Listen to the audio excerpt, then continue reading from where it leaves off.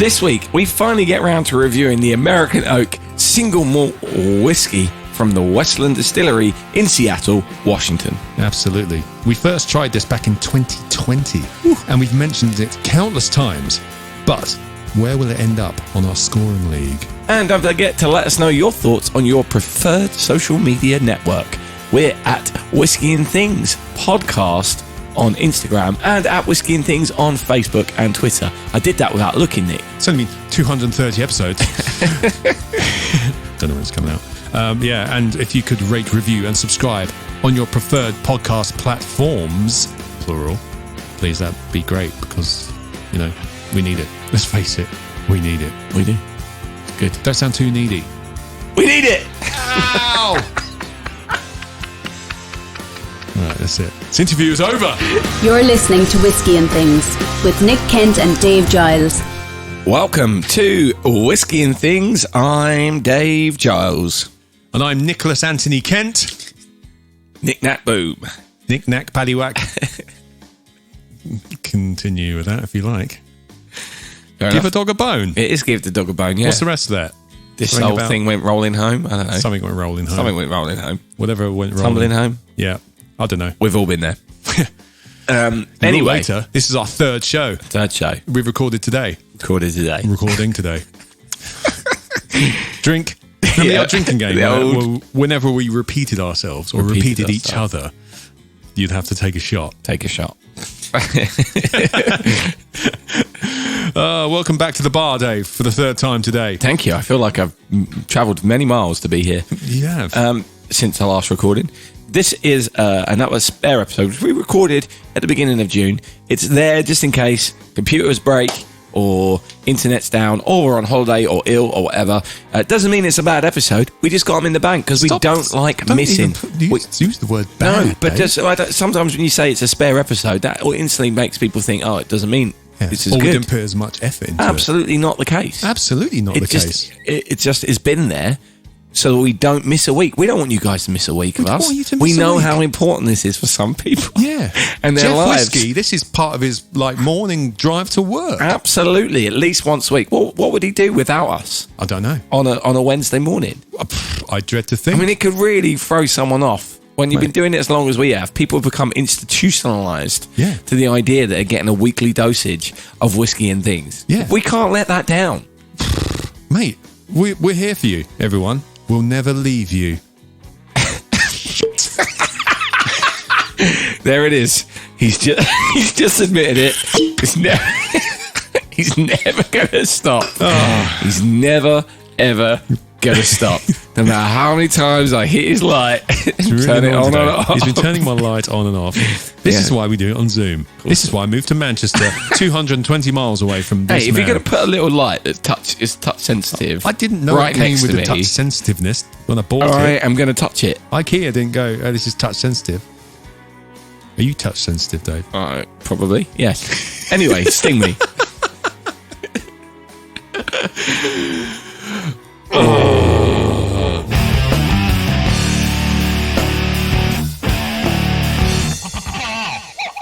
This week's whiskey. And to just prove we're not just doing an episode just for the sake of it. This is a good one. This is one of our favourites. Well, absolutely. Spoiler alert for later. Westland American Oak. We talked about this so much. It's amazing that we haven't done it. I know. When you said earlier, we haven't done the American Oak, I was like, what? Yeah. It's crazy. I know, because we talked about it so much over the last 2 years. Yeah, really. Or definitely a year and a half since we first tried it. Yeah. We originally tasted it the Whisky Show.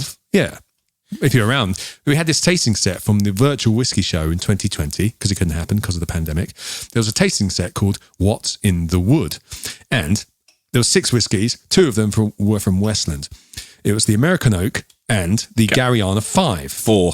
Was it 4? Yeah. Okay, they sent us a Gariana 5 after. Yeah. Okay, there's a Gariana 4, which is aged in Gariana oak casks, hence the What's in the Wood, how the wood changed the taste, etc. And in that was the first time we tasted the American Oak, and that was a tasting session with Matt Hoffman, the founder and master distiller, who we later had on. Yeah, we did. When in episode 35, and he sent us a both a full bottle of Gariana 5. Yes. Which I've still got some left of. And so have you? I have as well. Got some left? I also have a bottle of Gariana 4. That was your favourite. You preferred it, didn't you? The 4 is amazing. We tried the 6 at the Whiskey Show last year. Which was akin to the 4. Yeah. I really enjoyed it. So Went maybe I'll treat myself. I think there's still a couple of bottles of the 4 available online. You can still find them. It's quite a lot. It's about 165, I think. It's in the hundreds. Yeah. It's mid 200s. The Gariana is a special release, isn't it? So they do a yearly release, slightly different every time. The 5 had a peaty element to it, which the 4 and the 6 don't have. Oh, look at you. Which is why perhaps I didn't enjoy the 5 as much as the 4. It's not I didn't enjoy it, but the 4 for me was a very special drop. Right. Big fan of the 4. Yes. Still am. But this is what was part of their core range, although it's now changed. Yeah, it's now changed a bit now. Because they had this, the American Oak, which this is, they had the peated edition and they had the sherry wood. That was a kind of their core range. They're now calling that the Heritage Collection. I haven't seen it before, but they've now released something called the flagship Single Malt, which is all kinds of things, all kinds of casks, all kinds of different malts and stuff. I'll put a link in the description. We definitely need to try it though, don't we? We need to try it. I mean, I'd like to try a lot more of their stuff. They've got some other crazy stuff that they've done. Obviously, the Gariana is to do with a rarer wood, which is blended into the single malt. Yeah. The Caleri, I think it's Caleri. The Caleri, I think it's called. There's ones where they do stuff with the different grains. That's what the Caleri is. That's the Caleri is, isn't it? Yeah. So they're trying to push the boat out. They're based up in the northwest of America. Seattle.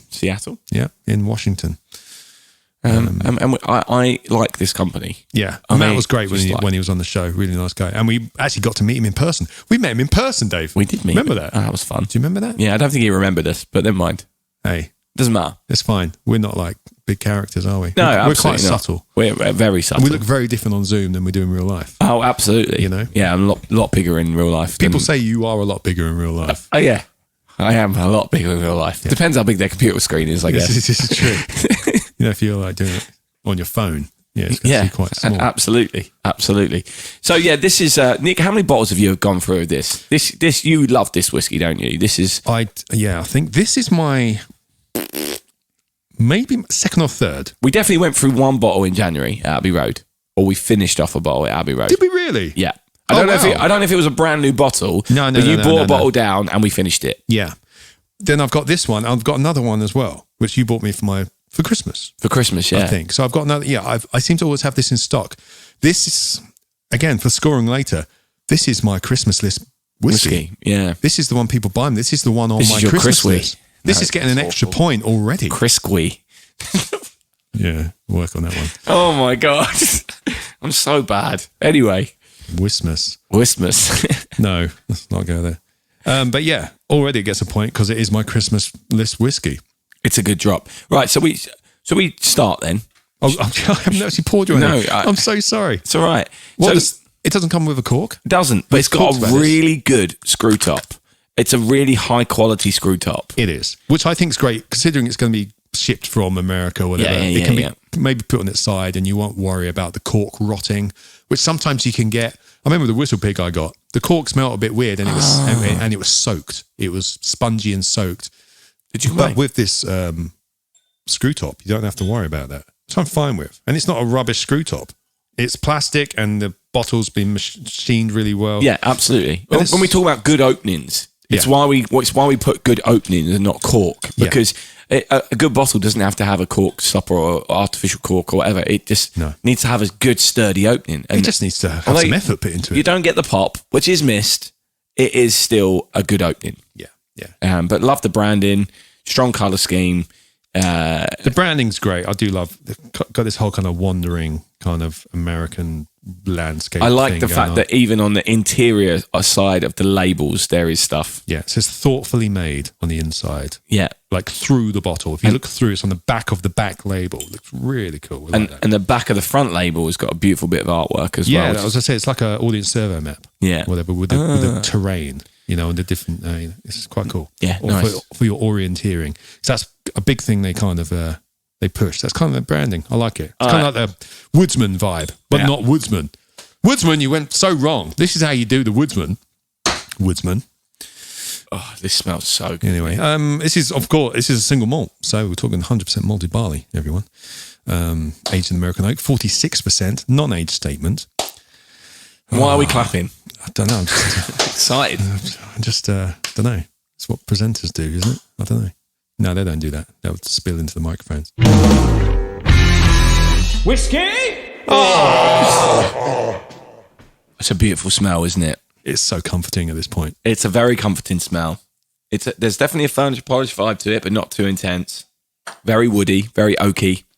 Some popcorn in there. Yeah, it's a furniture thing. I'm just getting it in. It's the creaminess. The mouthfeel is amazing of this whiskey, isn't it? I still feel it from that original taste. Black Forest Gatto. It's Black Forest fucking Gatto. It's your chocolates. It's your cream. It's your black cherry. Yeah. And the finish. It's so good. Once you've swallowed it, what's left that's evaporating goes up to your nose. And that is the sensation for me, which just surpasses it. It's that secondary retrohale coming off your tongue. Retrohale. Nice word. You like that one? I do like that. Going up your nose after you've swallowed. It's something so special. I just love it. Absolutely love it. The aftertaste of this is superb. It's just lingering around. It's beautiful. It's almost nutty, actually. It's almost hazelnut. There's a hazelnut finish. Yeah, absolutely. I was just about to say that. Yeah. Which I haven't picked up before. It says on the back, this a flagship malt, which isn't anymore, everyone. A flagship malt is the core expression of a distillery's house style. Again, that's I hope they don't get rid of this. I hope it's not phased out because it's too good. No, I think the other one's very different from this. I think the other one, is going to be a lot cheaper because they've worked out a way of just accumulating a load of different ingredients together. But this is going to be just the American oak, just maybe one type of barley. Not sure. We'll maybe get him back on. Maybe get Matt back on to talk about it. But I think, that's going to be a bit cheaper. But this one's gone way down in price. Do you remember this was like 65 quid or something? I always thought it was around 50. Well, it's now 48.95. Right, okay. I can't remember it being above 50. I remember it going right down. I remember being like, wow, that's... I can't remember it being above 50. Really? I thought, 55 I would have said tops. Right. Okay. It matched the other ones. So the peated single malt is 68.95. Oh, okay. Right. Yeah. And the sherry wood, which is the other one in this range, is also 68.95. Okay. They brought this one down to 48.95. Okay. I think that's an incredible value for this whiskey. Yeah, I remember it. Yeah. I remember thinking 70. Okay. I love it for that. But when they brought it down, I was like, yes, come on. Yeah. I mean, The thing is, it's interesting. How many reviews has it got on there? It's crazy that it's only got 4, like the average is 4 stars. Someone give it 2. And this is on whiskyexchange.com, everyone. January 2021 by Peter L. More a bourbon than a single malt. What? But not a bourbon either. This would be interesting were it not that it is just very young. So not interesting. Maybe belongs in the cocktail more than having it neat. And very, very overpriced. So I will definitely not be purchasing this again. It would have been more expensive back in 2021. But I don't agree with you, Peter L. I don't think it tastes young at all. I actually think it tastes quite complex. There's only three reviews, that's why. And one's 5, one's 4. Yeah. Right, and that's 2. I mean, that does make... I mean, fair enough. If he's paid 70 quid for it, then... Maybe he did like it. You're welcome fine. to that. I disagree with you. I disagree as well. I don't think it tastes like a bourbon at all. No. And, I mean, clearly he's comparing it to Scotch. Rather than... I mean, a single malt doesn't have to taste like Scotch. Yeah. You know, we've tried... I like the fact it's its own thing. The same as we talked about lots of New World whiskies or single malt from other regions which aren't Scotland. And I don't want them to just recreate Scotch. I want them to do their own thing. Go back and listen to episode 35 because Matt did talk about what they did with their barley because they roasted it, didn't they? Yeah. And he went into the process of how they make different beers. You know, your stouts and your IPAs or whatever. You know, it's all different colours. It's because they do different things to the this has got a stout vibe. This has got a chocolate stout vibe to it, this whiskey. Yes, but that's what they do. That's why this tastes a bit different to like a lot of Scotch and stuff. It's definitely a chocolate. If you've ever had a chocolate stout, this is what that is. It's just so drinkable, isn't it? Yeah. Scarily drinkable. I might put it in the episode. Yeah, this is what he said back in episode 35 about the barley. I was just watching the Mark Gillespie interview and how much you love talking about barley. So I just wanted to ask about your reasons for roasting your barley. Yeah, that's very simple. It's all about flavor. That's the whole thing that got me into this business. You have to understand, there's no legacy of whiskey making here, certainly in this part of the country, but even the idea of bourbon is not well understood. Within the US, it's kind of like an abstract idea, and where those flavors come from isn't understood. I came at the whiskey industry from a totally different angle. I mean, I came at it from having a genuine interest in flavor and where things come from. And whiskey, the beauty of it to me, and this is true back before we started the business, and the same thing is true today, is it's made of 4 ingredients: malted barley, yeast for fermentation, water, and then the cask that it's aged in. Maybe peat factors in there somewhere, but the fact that you have this thing, which is one of the most complex beverages on the planet, that's made from 4 raw ingredients, is incredibly striking to me, and the challenge of that. So when we started the business, the first thing, saying, okay, we wanted to make something that is reflective of this place, single malt, barley grows here. But the thing we did is we looked around, and, I went through formal education in whiskey making in Scotland, with Heriot-Watt University, postgrad program in brewing and distilling science. But I also was absorbing all this other information from our local culture. And this part of the world is where the craft brewing revolution started. In the craft brewing revolution, there's hundreds of breweries all over the place around here. And you look around at the craft breweries and go, wait a second, the way that they look at barley is very different, fundamentally different from the way that the whiskey industry looks at barley. And they're looking at barley as a source of flavor. And it's not even a craft beer thing, This is the beer industry has been doing this. Guinness has been doing this for 250 years. Yeah. Been using roasted barley as a hallmark of that flavor. So look around and say, wait a second, the brewing industry uses barley, different types of malted barley, roast levels, to make fundamentally different styles of beer, porters, stouts, amber ales, you name it. Why isn't that happening in whiskey? And I never got a good answer to that question, and the answer is now, basically, just because that's not how it's been done. And there's a couple of notable exceptions to that. The Glenmorangie Signet, which is a really lovely whiskey, but in the Scottish whiskey industry, it's not done. So we said, okay, why don't we just start with that? Why are we not looking at, it's made from malted barley, 100% malted barley. That's all you can use. Yeah. So why would we not look for flavor from that malted barley? So we started there, literally cask number 1. This has become a foundation for our house style, and that American oak expression, you guys tasted. That flavor profile is coming from 5 different types of malted barley with 4 different roasted malts in there, which are roasted to various degrees, which brings out different flavors from the malts. Basically, if you were to take those 5 malts, mash them together, which is what we do, mash them together. But if you were to turn that into a beer, you'd make a porter. Right.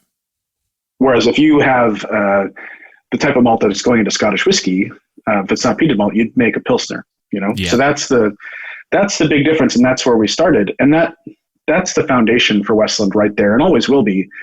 Even in a wood-focused whiskey like Gariana, is we want people to be able to taste the barley, at least to some degree. That's just a philosophical approach that even in a whiskey focused on wood shouldn't be the only thing you taste. So it all starts with the core range with American oak that way.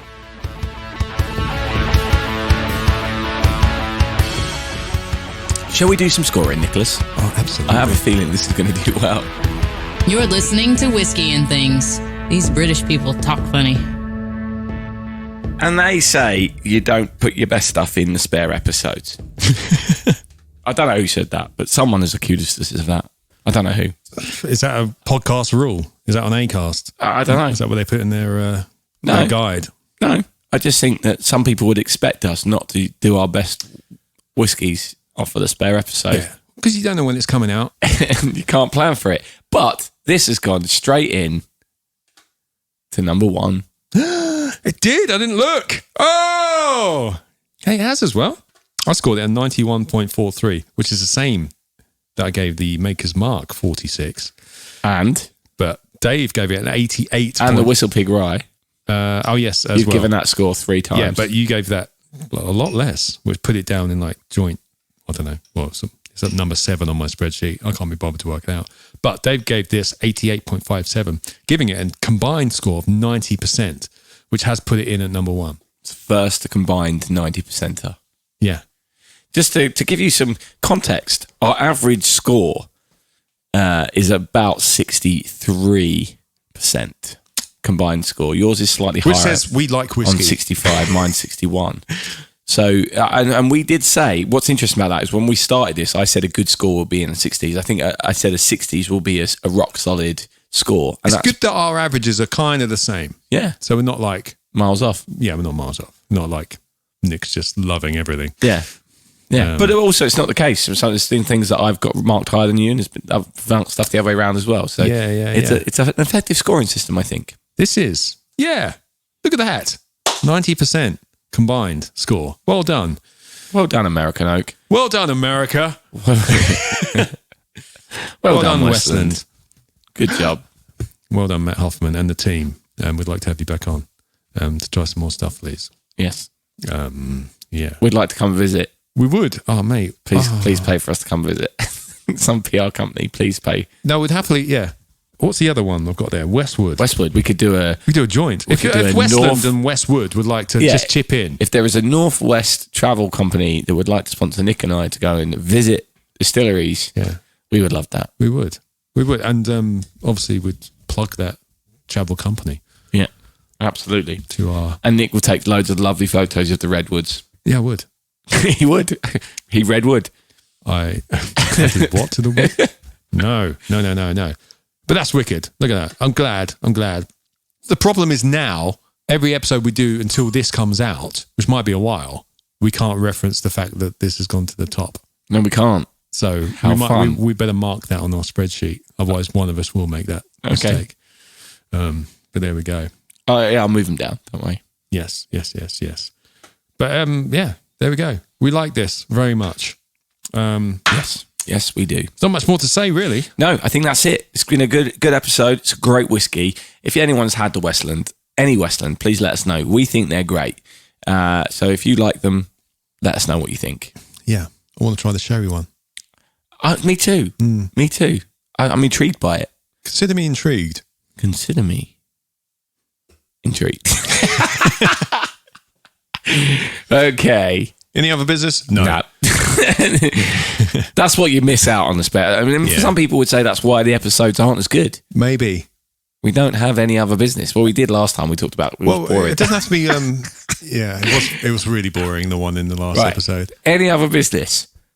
Why put a touch light right by my elbow and not expect me just to lean into it? Because normal people wouldn't be so entertained by turning on and off a light to annoy your co-host. Just by leaning ever so slightly. I don't even have to do much. No. It's great. And it's this is great for an audio platform. It's not like a light switch where you'd hear me doing it. No. Good Lord. He really is getting wound up by it. When are you going out? You got anyway. Yeah, soon. Yeah, right. All right. Well, the Angels had their share. The Angels had their share. We've had ours because this was our 3rd episode of the day. Hopefully you couldn't tell. Anyway, continue with your day, listeners. Have a great day. Have a great day. You're welcome, night. Jeff Whiskey. Yeah, Jeff Whiskey. Have a safe and productive pleasant day drive to work. Yes. Enjoy your commute. Okay, bye. Cheers. Thanks. Cheers. Thanks. Coming! The coming. America. Whisky and Things has been brought to you by And Things Production.